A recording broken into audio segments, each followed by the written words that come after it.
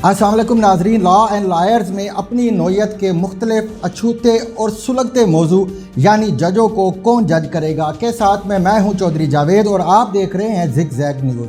नाजरीन, किसी भी रियासत का अहम तरीन स्तून जुडिशल सिस्टम होता है और ये सिस्टम कमज़ोर और बेबस अफराद की ताकत भी होता है, मगर अफसोस के साथ कहना पड़ता है कि हमारे इस जुडिशल सिस्टम का सॉफ्टवेयर अपडेट होकर अब वायरस ज़दा हो गया है और हमारे वो वकला जिन्होंने जुडिशल सिस्टम की बहाली के लिए तहरीकें चलाई और माजूल जजों को बहाल करवाकर उन्हें मसनद इंसाफ पर बिठाया, वो भी अब मायूस नज़र आते हैं। इन माजूल जजों में से एक जज इफ्तिखार चौधरी भी थे। चौधरी साहब जब वकला तहरीक के बाद बहाल हुए तो उनके कई फैसलों के बाइस ना सिर्फ पाकिस्तान को सुबकी हुई बल्कि अरबों डॉलर का नुकसान भी हुआ। उन्होंने ना सिर्फ मुंतखब वज़ीर आज़म को बरतरफ करके जमहूरियत को नुकसान पहुँचाया बल्कि ईडन हाउसिंग स्कीम के सैकड़ों मुतासरीन के अरबों रुपए खाने वाले डॉक्टर अमजद के केस में इंसाफ करने की बजाय उनके साथ रिश्तेदारी कायम कर ली और वो सैकड़ों मुतासरीन जो सारी ज़िंदगी की जमा पूंजी गंवा चुके थे, आज ईडन हाउस के मालिक डॉक्टर अमजद और उनके सिमधी जस्टिस इफ्तिखार चौधरी को बद्दुआएं दे रहे हैं। बहरिया टाउन केस में भी उनके बेटे के मुलव्वस होने की खबरें हमने मीडिया में सुनी और बहुत अरसे तक वो गर्दिश करती रही और जब चीफ जस्टिस साहब रिटायर्ड हुए तो वो सरकारी बुलेट प्रूफ मर्सिडीज़ गाड़ी हुकूमत की मर्ज़ी के ख़िलाफ़ अपने साथ ले गए। हुकूमत ने जब गाड़ी वापस मांगी तो इस्लामाबाद हाई कोर्ट ने एक हुक्म इम्तना जारी कर दिया और गाड़ी हुकूमत को वापस ना मिल सकी। हमारे एक और चीफ जस्टिस जनाब साकिब निसार, जिन्हें बाबा डैम और बाबा रहमते के नाम से भी याद किया जाता है, ने पनामा केस में अकामा की बुनियाद पर एक मुंतखब वज़ीर आज़म को नाअहल कर दिया था, जिससे मुल्की मामलात बुरी तरह डिस्टर्ब हो गए थे। मौसूफ दयामेर भाषा डैम बना कर पहले चीफ जस्टिस बनना चाहते थे जिन्होंने डैम बनाकर तारीख रकम कर दी हो। मोहतरम चीफ जस्टिस साहब तो खुद सियासी पार्टियों के दरमियान होने वाले क्लैशेस का हिस्सा भी रहे थे। चीफ जस्टिस साकिब निसार ने रिटायरमेंट से पहले 7 जुलाई 2018 को सुप्रीम कोर्ट का फुल कोर्ट इजलास तलब करके अपने लिए रिटायरमेंट के बाद मराद का पूरा पैकेज मंजूर करवा लिया था। इस पैकेज में 12 लाख पेंशन, 3000 मुफ्त कॉल्स, बिजली के 2000 मुफ्त यूनिट्स, फ्री गैस, माहाना 300 लीटर पेट्रोल, ड्राइवर, अर्दली और मुकामी पुलिस की तरफ से ताहयात सिक्योरिटी के साथ साथ एक 16 ग्रेड का अफसर बतौर सेक्रेटरी भी मंजूर करा लिया था, जिसे वजारत ख़जाना की मुखालफत के बावजूद इमरान खान साहब ने भी मंजूर कर लिया था। आखिर ऐसे जजों को कौन जज करेगा या फिर ये सब कुछ ऐसे ही चलता रहेगा? इस मौजू पर बात करने के लिए हमारे साथ मौजूद हैं सीनियर कानूनदान जनाब हामिद खान साहब और जस्टिस रिटायर नासरा जावेद साहबा। सबसे पहले जस्टिस नासरा जावेद साहिबा, आपसे सवाल ये है कि आप भी लाहौर हाई कोर्ट की जज रह चुकी हैं। जज भी आखिर एक इंसान ही होता है, उससे भी लफ्ज़िश या गलती हो सकती है, लेकिन जज की इस गलती का खमियाजा पूरी कौम को भुगतना पड़ता है। जैसे इफ्तिखार चौधरी के एक फ़ैसले ने जो उन्होंने कार के रेंटल पावर केस में दिया, इससे पाकिस्तान को आलमी अदालत से लाखों डॉलर का जुर्माना हो गया। तो क्या जज को जज करने के लिए हमारे इस जुडिशरी सिस्टम में कोई मैकेनिज़्म मौजूद है और क्या ये सिस्टम फ़आल भी है? बिस्मिल्लाहिर्रहमानिर्रहीम, ये बहुत दिलचस्प सा सवाल है और मैं तो कोई ज़्यादा लंबा अरसा जज रही नहीं। बहरकैफ जो मेरे इल्म में है कि पाकिस्तान में जुडिशरी का निज़ाम कैसा है।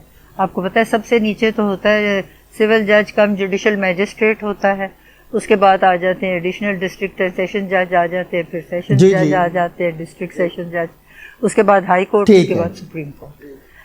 तो ये बात दुरुस्त है कि जहाँ तक सुप्रीम कोर्ट का फैसला है उसमें सिर्फ रिव्यू पिटीशन की इजाज़त है और ये मेरे इल्म में है कि जस्टिस इफ्तिखार चौधरी ने ये अस खुद एक केस जो था उसका तलब किया था और ये एक तो स्टील मिल्स का उन्होंने किया था और एक वो जो किया था रेकोडेक माइंस का, और उसका जो फैसला था उसका बहुत ज़्यादा खमियाजा भुगतना पड़ा पाकिस्तान में। तो उस वक्त उसके खिलाफ तो रिव्यू पिटीशन डाली जा सकती कौन डालता? और रिव्यू पिटीशन में ये है कि अगर जज से कोई गलती हो जाए तो वही रिव्यू पिटीशन वो खुद भी सुन सकता है और उसमें और लोग जो है वो भी पेश होते हैं। तो इसमें ये सूरत हाल है कि फ़ैसले में तब्दीली भी आ सकती है। आज के अखबार में یہ سپریم کورٹ نے فیصلہ دیا ہوا تھا کہ سیکنڈ ریویو پٹیشن کی اجازت ہمارا آئین نہیں دیتا. ہاں تو ایک ریویو پٹیشن تو بہر صورت ہے. اس سے نچلی جو عدالت ہے وہ ہے ہائی کورٹ کی. ہائی کورٹ میں جیسے پنجاب میں ہے 60 جج, لیکن مکمل نہیں ہے کی سینکشن اسٹرینتھ ہے. اس وقت شاید پورے نہ ہوں, کچھ کم و بیش ہوں. اب یہ جو ججز ہیں ان کا جو بھی فیصلہ ہے, تو میں تو اس منزل سے اگلے سپریم کورٹ کے مرحلے تک کبھی پہنچی نہیں, تو اس میں یہ ہوتا ہے کہ آپ کو پتہ ہے کہ جو آپ کا فیصلہ ہے اس کے خلاف سپریم کورٹ میں اپیل ہو سکتی ہے. اپیل ہوتی ہے لیو ٹو اپیل. اور اگر کوئی فیصلہ ہو جس میں بظاہر کوئی ایسا نقص ہو کہ سپریم کورٹ اس میں مداخلت کرے, تو وہ اس کو ایڈمٹ کر کے اور اس کے اوپر اپیل سن لیتے. تو میں تو جب صبح عدالت میں بیٹھتی تھی میں تو یہ اللہ سے دعا کرتی تھی کہ انصاف ہی کیا جائے. آخر جیسے آپ کہتے ہیں انسان سے لغزش ہوتی ہے, غلطی ہوتی ہے, لیکن مجھے ہمیشہ یہ تسلی تھی کہ ہائی کورٹ کے جج کا جو فیصلہ ہے اس کے سپریم کورٹ کے بیچ میں آپ جا سکتے ہیں. اس لیے اس فیصلے کی تو ہر وقت سرزنش بھی ہو سکتی ہے, اس کی درستگی بھی ہو سکتی ہے. تو جج کے فیصلے کو بھی جج کیا جاتا ہے, اور جتنے اچھے اس کے فیصلے ہوتے ہیں اس کا معیار بہتر سمجھا جاتا ہے. اور سپریم کورٹ میں تو آپ کو پتہ ہے اپوائنٹمنٹس سرے 9 ہوتی ہیں, یہ نہیں ہوتی, پروموشن نہیں ہوتی. ٹھیک ہے. حامد خان صاحب, آپ کو بھی پروگرام میں فارملی ویلکم کرتے ہیں. حامد صاحب, آپ بھی یہ بتائیے گا کہ ہمارے جوڈیشری سسٹم میں خود احتسابی کا کوئی میکانزم موجود ہے, اور وہ سسٹم یا وہ میکانزم بحال بھی ہے, فعال بھی ہے, وہ کام بھی کرتا ہے؟ دیکھیے, ابھی تک تو کوئی فعال نہیں ہے یہ سسٹم. یہاں جب کبھی بھی جج کے احتساب کی کوشش ہوئی ہے اس میں ہمیشہ وہ لوگ بیچارے پھنسے ہیں جو ادروائز اچھے اور ایماندار تھے, اور جو لوگ بے پناہ بدنام اور بے ایمانی کر کے گئے ہیں لوگوں کی نظر میں, ان کو کسی نے پوچھا تک نہیں ہے. آپ کے سامنے ہی جسٹس قاسم خان کی مثال ہے, chief justice Lahore high court. جو کچھ سنا گیا ہے, جو کچھ لوگوں نے دیکھا ہے, وہ اتنی بدعنوانیاں کر کے گئے ہیں, اس قدر بدعنوانی کر کے گئے ہیں کہ ان کے قصے مشہور ہیں, لیکن آج تک کسی نے پوچھا نہیں, بلکہ یہ اس میں شامل بھی رہے ہیں. یعنی جس شادی میں اربوں روپے کے تحائف لیے گئے ہوں, شنید میں ہے اللہ جانے, اور اس میں اور بہت سارے جو ہے فائدے اٹھائے گئے ہوں, اور خدا معلوم کس نے اس کا بل ادا کیا ہو, جیسی افواہیں سنتے ہیں. اس میں چیف جسٹس پاکستان بھی بیٹھے ہیں, اس میں اور بھی ساری سپریم کورٹ بیٹھی ہے. ان کو نظر نہیں آ رہا کہ یہ آدمی یہ کیا کر رہا ہے. ان کو چاہیے نہیں تھا کہ انکوائری کرتے کہ بھئی کہاں سے تمہارے پاس اتنا پیسہ آیا ہے, کہاں سے تم اس قسم کے تحائف وصول کر رہے ہو, سیاسی جماعتوں سے تحائف وصول کر رہے ہو. لیکن آپ دیکھیں کتنے یہ بے بس ہیں, اپنوں اوپر ہاتھ نہیں ڈالتے, بدعنوان لوگوں پر ہاتھ نہیں ڈالتے. ان کو شوکت صدیقی نظر آتا ہے کیونکہ اس نے ISI کے خلاف بات کر دی, کیونکہ اس نے کھل کے بات کی. اس کے بارے میں کوئی نہیں کہتا کہ اس نے کبھی کوئی بے ایمانی کی ہے, لیکن اس بیچارے کو اسی تو انہوں نے رگڑ دیا ہے. تو اس لیے اپنا احتساب تو ہمیشہ الٹ ہی ہوتا ہے. جو اچھے ایماندار ججز ہوتے ہیں ان کے خلاف احتساب شروع کر دیتے ہیں, اور جو بدعنوان ہوتے ہیں ان کو بچاتے ہیں. تو یہ بات تو ہے افسوسناک بات. جی ٹھیک ہے. حامد خان صاحب, ایڈن ہاؤسنگ اسکیم کے مالک ڈاکٹر امجد نے 13,000 ممبرز کے 10 ارب روپے ہڑپ کر لیے. یہ EOBI کے لاکھوں کروڑوں روپے بھی لے اڑے. متاثرین نے احتجاج کیا تو افتخار چودھری صاحب نے سوموٹو ایکشن لے لیا. اس سوموٹو ایکشن جب ہوا تو اس وقت دوران کیس ہی لاہور کے ایک وکیل کے ساتھ چیف جسٹس اور ملزم کا درمیان رابطہ قائم ہو گیا, اور یہ رابطہ جلد ہی رشتہ داری میں بھی بدل گیا. چودھری صاحب کی بیٹی اور ڈاکٹر امجد کے بیٹے کی شادی ہو گئی اور کیس خو کھاتے چلا گیا. اس کے علاوہ کار کے رینٹل کیس ہو, اسٹیل مل کا کیس ہو, ریکوڈیک منصوبہ پر حکم امتناع ہو, یا پھر یوسف رضا گیلانی کی نااہلی, ان سمیت درجنوں فیصلوں نے ملک اور قوم کے اربوں روپے ڈبو دیے.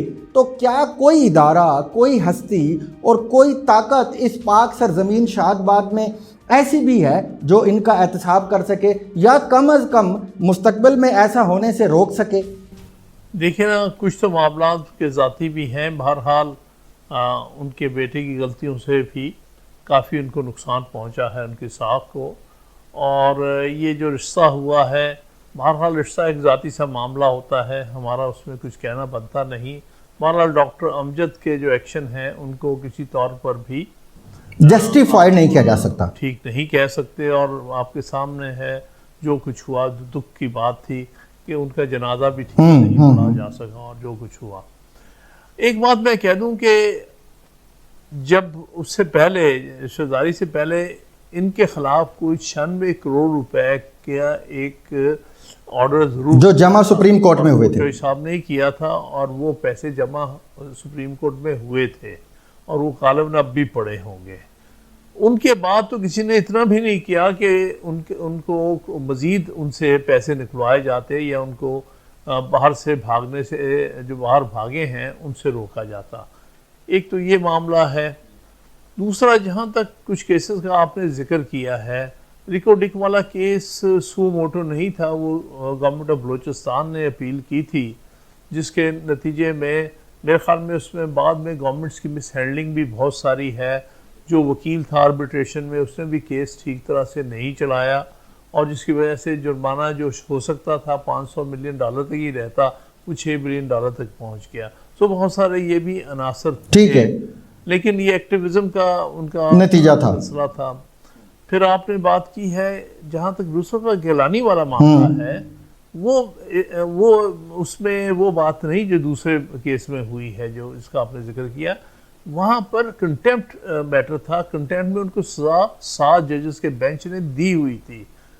वो बाद में जो उनका रिमूवल हुआ है, वो रिमूवल तो बाद में हुआ, लेकिन सबसे पहले जो चीज़ हुई है कि वो 7 जजेस के एक बेंच ने इस बात पर कि उन्हें कहा था कि जो लेटर लिखे, और वो जो पैसे हैं जो कि जरदारी साहब ने $60 मिलियन वहाँ स्विस बैंक में रखा हुआ था, वो पाकिस्तान को वापस मिले। लेकिन वो चूंकि जरदारी साहब सदर थे और उन पर दबाव था, तो गिलानी साहब ये नहीं कर सके। नतीजा क्या हुआ? नतीजा ये हुआ कि वो पैसे जो थे वहाँ से निकलवा लिए गए, वो केस बंद कर दिया गया, और इनका जो जजमेंट थी चौधरी साहब की और दूसरों की, वो नकारा हो गई।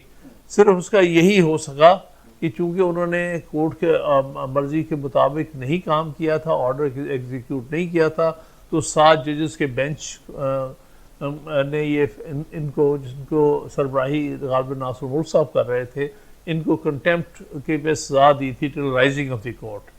अब अगला सवाल सिर्फ ये रह गया था कि अगर एक दफ़ा सजा याफ्ता हो जाए तो क्या ऐसा शख्स एमएनए रह सकता है कि नहीं। उस पर फिर उन्होंने फैसला दिया कि ऐसा शख्स एमएनए नहीं रह सकता, और चूंकि एमएनए नहीं रह सकता तो जाहिर है कि साफ ज़ाहिर डिस्क्वालीफाई कर जाता है। सकता, तो इसमें थोड़ा सा मामलात इशू थोड़ा सा और था।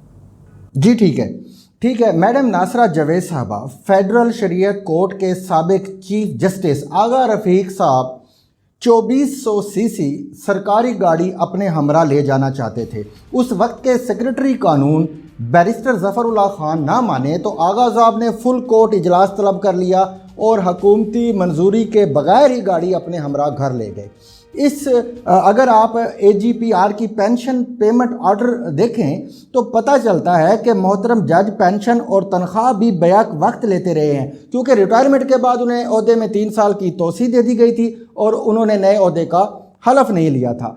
मैडम, ये जो फुल कोर्ट इजलास होता है जजों का, यकीनन आप भी किसी फुल कोर्ट इजलास का हिस्सा रही होंगी, तो क्या इस किस्म के इजलास के मेंबर्स इस बात पर गौर नहीं करते कि उनके इस तरह के फैसलों से अदलिया की नेक नामी में कमी हो रही है, और इन मुअज़्ज़ज़ जजों को शख्सियत की बजाय इदारे के वक़ार को तरजीह नहीं देना चाहिए? यकीनन जो आपने बात की कि जो अदालत है उसके वक़ार को तरजीह देनी चाहिए, तो मैंने देखी है फुल कोर्ट रेफरेंसेस वो होती हैं जहाँ कोई सीनियर जज या चीफ जस्टिस रिटायर हो रहे हो, वो अपने ठीक ओहदे है, से रिटायर होते हैं, और उनके लिए कोई ना कोई कलमात तारीफ़ी या जो भी उनका था अपना कैरियर, उसके ऊपर बातें की जाती हैं। तो बात ये है कि ये फुल को एडमिनिस्ट्रेटिव कमेटी जो है हाई कोर्ट की, वो चंद जजेस पे होती है मुश्तमिल, गालिबन कोई 7, 8 या 10 तक।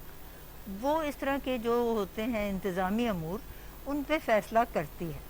लेकिन ये जहाँ तक गाड़ी वगैरह लेने का असूल है, जहाँ तक मेरे इल्म में है, वो ये है कि जिस वक्त जज रिटायर होता है तो वो गाड़ी जो है डेप्रिसिएटेड कॉस्ट पे खरीद सकता है, ठीक है, پیڈ اپ ویلیو یا ریٹن ڈاؤن ویلیو جس کو کہتے ہیں. ٹھیک ہے. فرض کیجئے اس کو 60 سال سے وہ گاڑی ہے تو ڈیپریشیٹڈ ویلیو پہ اس کو خریدنے کی اجازت ہوتی ہے, اور اگر وہ پیسے دے دے تو وہ لے جائے, اور اگر پیسے نہ دے تو گاڑی چھوڑ. ٹھیک ہے. حامد خان صاحب, آغا رفیق صاحب تو 2400 cc سرکاری مرسیڈیز لے گئے, حالانکہ یہ کم قیمت پر اسے خرید بھی سکتے تھے, جبکہ چیف جسٹس ثاقب نثار نے فل کورٹ اجلاس کے ذریعے ریٹائرمنٹ کے بعد پورا مراعاتی پیکج منظور کروا لیا, اور عمران خان صاحب نے بھی ہنسی خوشی صدارتی آرڈر دوئم 1997 میں ترمیم کر کے ثاقب نثار کو غیر معمولی مراعات دے دی, جس میں ایک 16ویں گریڈ کا حاضر سروس سیکرٹری بھی انہیں دے دیا گیا. کیا ماضی میں ایسی کوئی مثال ملتی ہے, کوئی مثال موجود ہے کہ ریٹائرمنٹ کے بعد سرکاری خرچ پر کسی افسر کو گریڈ 16 کا سیکرٹری دے دیا جائے؟ دیکھیے, جو اتنی برات کا آپ نے ذکر کیا ہے بالکل غیر ضروری سی, اور ثاقب نثار صاحب نے عدلیہ کا بہت نقصان کیا ہے. جو سو موٹو کیسز بھی لیے ہیں اس میں بہت زیادہ پرسنل انوالو ہوئے ہیں, انہوں نے جا کے ہر جگہوں پر چھاپے مارے ہسپتالوں میں, اور بھی بہت سارے کام جو کہ لوگوں کو پتہ ہے بہت نقصان پہنچایا ہے. ان کے بالخصوص آخری 1 سال میں جو کچھ بھی کیا اس سے عدلیہ کو بہت بڑا نقصان اور دھچکا ملا ہے. دوسری بات یہ ہے کہ یہ مراعات لینے, پہلے ہی ان کے پاس بہت مراعات ہیں, میں سمجھتا ہوں غیر ضروری مراعات ہیں ان کے پاس, اور اتنی زیادہ پینشن کوئی اور کسی شعبے کا کوئی شخص 12 لاکھ نہیں لے رہا, سوچ نہیں سکتا. آج کے دور میں 12 لاکھ روپے کمانا بڑی اماؤنٹ ہے, بہت اپ ہل ٹاسک ہے, اور یہ اتنی بڑی پینشن, پھر اتنے زیادہ مراعات جس کی اپنی ورتھ کوئی 8-10 لاکھ روپے سے کم نہیں ہوگی, اور پھر اس کے علاوہ ایک 16 گریڈ کا سیکٹری بھی لے رہے ہیں. وہ کس وجہ سے لے رہے ہیں؟ آپ تو ریٹائر ہو چکے ہیں. ریٹائر ہونے کے بعد آپ کے پاس کوئی حق نہیں آپ کو کہ آپ سرکاری کسی آفیسر کو اپنی مفت اپنے لیے سیکٹری رکھیں. جی ٹھیک ہے. تو یہ میں سمجھتا ہوں بہت ایکسیسز ہوئی ہیں. جو 97 کا جو پریزیڈنشل آرڈر ہے اس کو امینڈ کرنے کی کوئی ضرورت نہیں تھی, لیکن بظاہر لگتا یہ ہے کہ اسٹیبلشمنٹ ان کو خوش کرنا چاہتی تھی, اور اس لیے ہمارے وزیر اعظم صاحب نے بھی کہا جی ان کو خوش کریں, جو مانگتے ہیں ان کو دے کے, کیونکہ یہ ہمارے اتنے کام آئے ہیں. تو یہ افسوسناک سی بات ہے, یہ ہماری تاریخ کا بڑا افسوسناک پہلو ہے. اسی طرح افتخار مچوئی صاحب کو بھی انسسٹ نہیں کرنا چاہیے تھا کہ ان کو کوئی جو مرسیڈیز ملے ریٹائرمنٹ کے بعد. ان چیزوں سے نقصان ہوئے ہیں, غیر ضروری تھی, اور اس سے پرسیپشن جو گیا ہے پبلک میں عدلیہ کا اچھا پرسیپشن نہیں گیا ہے. جی ٹھیک ہے. اگر ہم کہیں کہ وہ کون سے جج ہیں جن کی وجہ سے عدلیہ کو بہت نقصان پہنچا ہے, تو ان میں سے آغا رفیق بڑے خاص ہیں, کیونکہ ان کی وجہ سے بے شمار نقصان پہنچا ہے مختلف وقتوں پہ, اور جو کچھ انہوں نے کیا ہے, اور وہ اگر پینشن بھی لیتے رہے ہیں اور ساتھ اپنے عہدے کا تنخواہ بھی لیتے رہے ہیں تو بڑے دکھ کی بات ہے. اور جہاں تک میری نالج ہے اور بھی ججز یہ کرتے رہے. مثلا کون سے ججز؟ جب ایڈ ہاک جج لگے ہیں سپریم کورٹ کے, تو انہوں نے بطور جج سپریم کورٹ کے بھی یہ پینشن لی, اور انہوں نے پینشن بھی ساتھ لیتے رہے. کیسے ہو سکتا ہے؟ جب آپ پینشن لے رہے ہیں تو آپ تنخواہ نہیں لے سکتے. اگر آپ نے تنخواہ وصول کرنی تو پینشن چھوڑ دیں ہوتے ہیں عرصے کے لیے. ٹھیک ہے. لیکن عجیب سی بات ہے, اور یہ سمجھتے یہ ہیں ہمارے ججز کہ ان کو کوئی پکڑے گا نہیں, ان کا کوئی نام نہیں لے گا, لوگ خوف زدہ رہیں گے, توہین عدالت سے مروب رہیں گے. یہ آپ کی خوش فہمی ہے, کیونکہ آپ نے پوچھا نا سوال کہ جج کو کون جج کرے گا. جج کو تاریخ جج کرتی ہے. آج تک منیر کا نام جو ہے اچھے الفاظ میں نہیں لیا جاتا. انہوں نے فیصلے دیے تھے مولوی تقی الدین والے اور ڈوسو والے, آج تک ان کو اچھی نگاہ سے نہیں دیکھا گیا. وہ ہسٹری کا ایک ویلن ہے. اسی طرح انوار الحق صاحب ہے, جس طرح ارشاد حسن خان ہیں, جن لوگوں نے بھی ملٹری جو ایڈونچرز کو فیور کیا, ان سے برات لی, سب کو کبھی اچھی نگاہ سے نہیں دیکھا گیا. تو اس لیے اگر ان کا یہ خیال ہے کسی جج کا کہ وہ لوگوں کو دھمکا کے, لوگوں کو خوفزدہ کر کے एहतसाब से बच जाएंगे, तारीख कभी माफ नहीं करती। जी ठीक है, जी ठीक है आमिर खान साहब, आप ये कह रहे हैं कि तारीख ही जजों को जज करेगी। मैडम नासरा साहबा, आपसे मेरा सवाल ये है कि आने वाले कल में अगर फेडरल शरीयत कोर्ट और हाई कोर्ट्स के चीफ जस्टिस साहिबान, ऑडिटर जनरल, चेयरमैन सेनेट और स्पीकर नेशनल असम्बली वगैरह भी बाद अज रिटायरमेंट 16वें ग्रेड के सेक्रेटरी का मुतालबा करते हैं और साथ साथ आला अदलिया के दूसरे रिटायर्ड जजेस भी ये मराती पैकेज मांगते हैं जो चीफ जस्टिस साकिब निसार को दिया गया, तो वफाकी हुकूमत इन मुतालबात को कैसे मुस्तरद करने की पोजीशन में होगी जब उसने खुद सदारती ऑर्डर 2 में तरमीम करके ये रास्ता खोल दिया है? कि हर एक के लिए इनफरादी तौर पे कोई ऑर्डर नहीं बन सकता। अगर आप कहते हैं कि ऐसा ऑर्डर कोई हुआ है, तो अगर एक चीफ जज के लिए जी मेरे पास उसका सारा डाटा मौजूद है, सब पे होगा। ये तो आर्टिकल 25 कहता है कि आपस में किसी के बीच में आप इम्तियाजी सलूक नहीं कर सकते। लेकिन इसके बारे में तो जो चीफ जस्टिस हैं उनके लिए फिर अलहदा तरामीमी ऑर्डर एक देंगे सुप्रीम कोर्ट की जो कमेटी है। या दूसरी बात ये है कि ये जैसे आपने कहा है जो स्पीकर है और ये उनके बारे में तो मेरे ये अखबारों से ही और ये टीवी से ही नोटिस में आया है कि उन्होंने मांगे हुए कि हमारी उसमें इजाफा करें या हमारे मराद जो हैं वो बढ़ाए जाएं, क्योंकि महंगाई का आलम ज़्यादा हो गया और इसमें तो कोई शक ही नहीं है। जब महंगाई का आलम ज़्यादा हुआ है तो उनको मुतालबात करने का एक मौका मिलता है, और अगर मुतालबात जो हैं वो जॉइंट सेशन ऑफ पार्लियामेंट में वो पास भी हो जाएं तो फिर पार्लियामेंट ये तो ये हो जाएंगे, जो सिक्का बंद हो जाएगा कि हाँ जी ये उनकी अलाउंसेस और ये सारा कुछ बढ़ गया। इसी तरह प्रोविंशियल असेंबलीज में अगर असेंबली पास कर दे अक्सरियत से, ठीक है। जस्टिस नासरा जावेद साहिबा और जनाब हामिद खान साहब, आप दोनों का बेहद शुक्रिया कि आपने अपने टफ शेड्यूल से हमारे लिए वक्त निकाला। नाजरीन, ये चंद जजों के मुतल्लक जो हकाइक मैंने आपके सामने पेश किए हैं, इसका हरगिज़ मतलब ये नहीं है कि तमाम जज ही इसी कंडक्ट का मुजाहरा करते हैं। अभी भी बहुत सारे जजेस ऐसे मौजूद हैं जो किसी नामालूम कॉल पर केस फिक्स नहीं करते और लॉटरी में निकला हुआ प्लाट वापस कर देते हैं। और सबसे बड़ी उम्मीद की किरण हमारे वो वकला हैं जिन्होंने हमेशा कानून की पासदारी के लिए मारे खाई और जेलें काटी। यानी अभी भी there is a light at the end of the tunnel. अल्लाह आगा रफ़ीक, जस्टिस इफ्तिखार चौधरी और जस्टिस साकिब निसार जैसी सोच रखने वाले जजेस से कौम को महफूज रखे। आज के लिए बस इतना ही। इंशाल्लाह एक नए प्रोग्राम में नए मौजू के साथ दोबारा हाजिर खिदमत होंगे। अपना फीडबैक ज़रूर दीजिएगा। तब तक के लिए खुदा हाफिज़।